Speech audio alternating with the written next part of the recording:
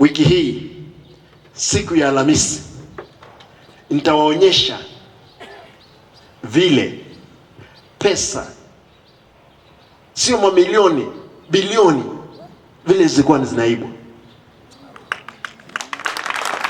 Nimeamua kutakuwa na vitengo vya TV katika every sub county. Itakuwa Marani, South Mogrango, Nyaribari, Bonchari, Bobasi, Bomachoge, every sub county. Watu watafuatilia yale ambayo yatakuwa yanatangazwa kutoka hapo moja kwa moja. Ndiposa muone ni nini. Watu ambao unajua wakati mwingine tutapembelezana na shetani mpaka tuingie motoni.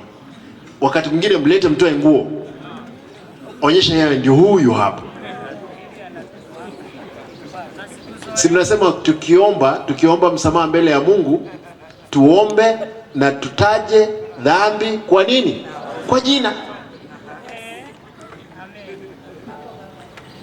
Na siku hiyo mimi nitataja dhambi kwa jina. Hata mimi sisemi kwamba mimi ni msafi, mimi ni mtenda dhambi, lakini ile tunafanya kwamba lazima tutache jina la dhambi na jina lake.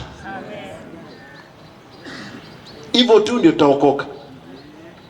Kama wewe ni mchawi, lazima tukwambie wewe wacha uchawi bwana. Kama wewe ni msherati, tunakwambia wacha usherati. Kama wewe ni mwizi, tunakwambia wacha wizi. Omba msamaha, tutakusamea. Lakini mambo ya kusamea ni ya Mungu.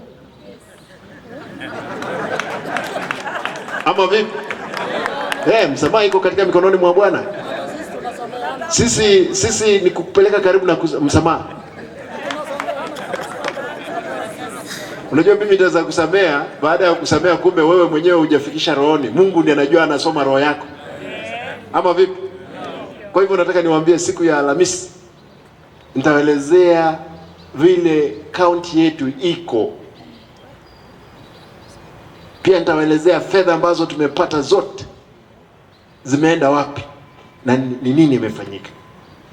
Kwa hivyo siku ya Alhamisi nyinyi kama wahubiri, uliza watu wenu wakuje sub county headquarters, wakae tuwaonyeshe yale yapo, ndio mjue vile mtalia ile vitu imefanyika.